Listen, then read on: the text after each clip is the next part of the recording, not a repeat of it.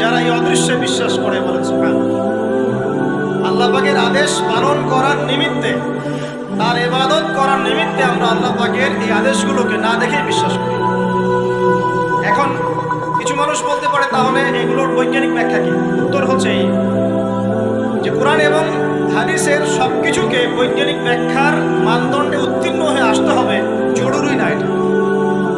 কারণ বিজ্ঞানের অনুসিদ্ধান্তগুলো সময়ে সময়ে বদলে যায়।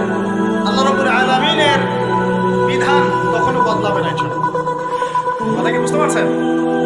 আর আল্লাহ রাব্বুল আলামিন আমাদেরকে অসীম জ্ঞান দিয়ে সৃষ্টি করেন নাই, ক্ষুদ্র জ্ঞান দিয়ে সৃষ্টি করেছেন।